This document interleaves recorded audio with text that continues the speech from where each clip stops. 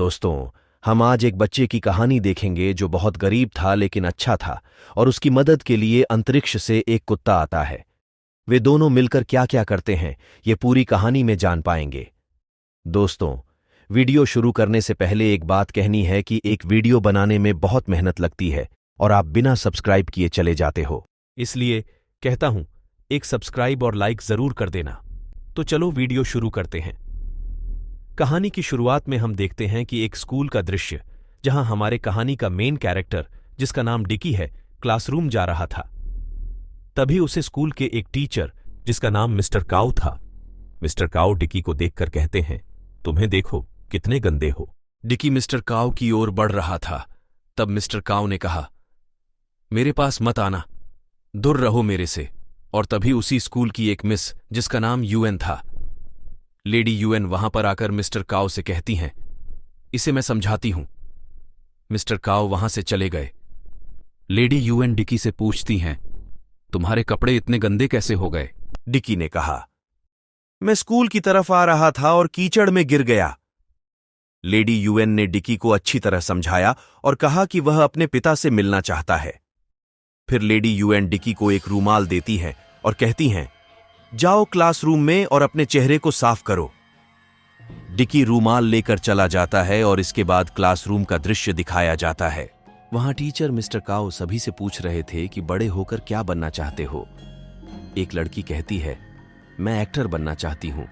यह सुनकर मिस्टर काऊ कहते हैं, एक्टर बनने के लिए बहुत पैसे लगते हैं। फिर एक लड़का कहता है, मैं बिजनेस करना चाहता हूं, बहुत पैसा कमाना चाहता हूं, मतलब कुछ बड़ा करना चाहता हूं।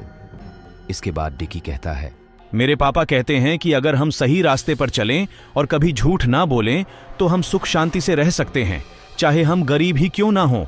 यह सुनकर मिस्टर काऊ और बाकी क्लास के बच्चे चुप हो जाते हैं। अचानक मिस्टर काऊ के हाथ से पेन गिर जाता है। डिकी बेंच से उठकर टीचर का पेन उठाकर साफ करके उन्हें देने जाता है। मिस्टर काऊ गुस्से में कहते हैं, रखो, जाओ बेंच पर जाकर बैठो।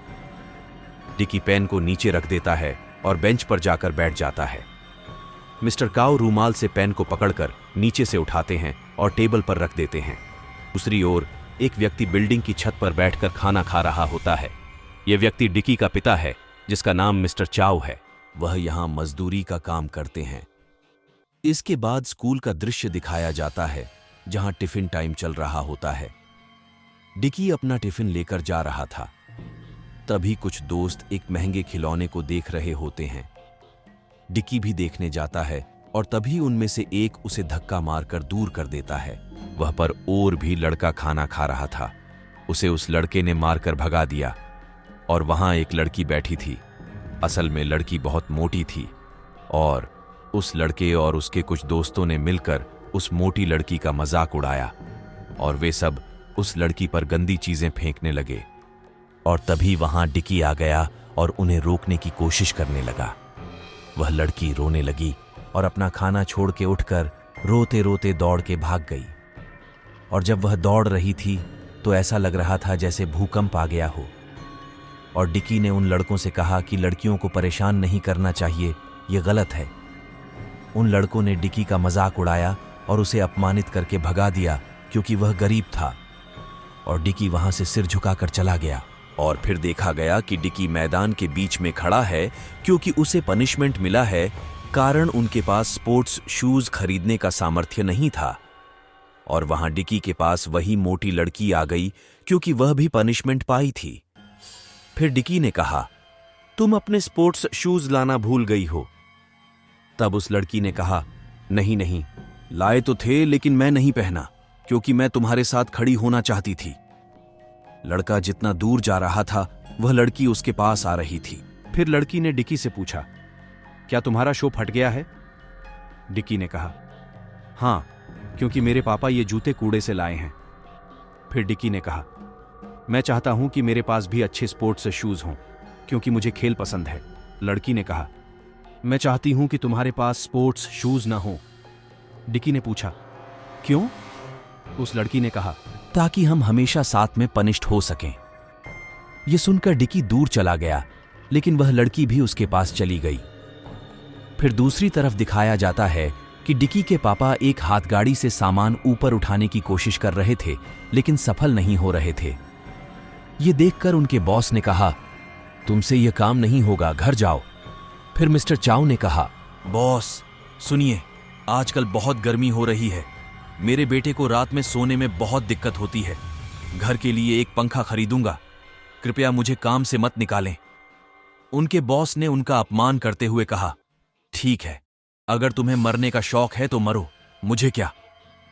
फिर मिस्टर चाओ रात को घर लौटते समय डिक्की के लिए एक पंखा खरीदते हैं। मिस्टर चाओ पंखे को लेकर घर के अंदर जाते हैं और जैसे ही उसे चालू करने की कोशिश करते हैं वह थोड़ा चलकर बंद हो जाता है। फिर मिस्टर चाओ रात का खाना बनाते हैं और वे दोनों साथ में खाना खाकर सो जाते हैं। अगले दिन सुबह बाप बेटे दोनों सड़क के किनारे बैठकर टीवी देख रहे होते हैं, क्योंकि उनके घर में टीवी नहीं था। मिस्टर चाओ खुशी से टीवी देख रहे थे, लेकिन उन्होंने यह नहीं देखा कि उनका बेटा डिकी कब उठकर भाग गया। मिस्टर चाओ ने देखा कि उनका बेटा पास में नहीं है, इसलिए वे पास के टॉय स्टोर में उसे खोजने गए। वहां जाकर उन्होंने देखा कि उनका बेटा एक खिलौने के साथ खेल रहा था। मिस्टर चाओ ने डिकी के पास जाकर उससे कहा, इसे वापस रखो, चलो घर चलते हैं। डिकी ने जिद करना शुरू कर दिया और उसके पापा ने उसे मारा और कहा, इसे जल्दी से वापस रखो। डिकी रोने लगा और खिलौना अपने पापा के हाथ में देकर स्टोर के बाहर भाग गया। मिस्टर चाओ उसके पीछे पीछे जाने लगा और स्टोर के स्टाफ को खिलौना देकर चले गए। मिस्टर चाओ ने डिकी को खोजते हुए देखा कि उसकी स्कूल की मिस लेडी यूएन उसे समझा रही थी।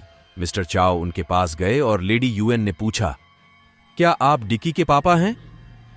मिस्टर चाओ ने कहा, हां, डिकी ने मुझे बताया था कि आप मुझसे मिलना चाहती हैं। फिर मिस्टर चाओ और लेडी यूएन डिकी के बारे में बात करने लगे। लेडी यूएन ने डिकी से कहा, जाओ, अपने पापा के साथ अच्छे बच्चे की तरह जाओ। फिर वे दोनों साथ में घर चले गए। फिर दिखाया जाता है कि मिस्टर चाओ रात में काम से घर लौट रहे थे और तब वे अपने बेटे के लिए जूते खोज रहे थे कूड़े से।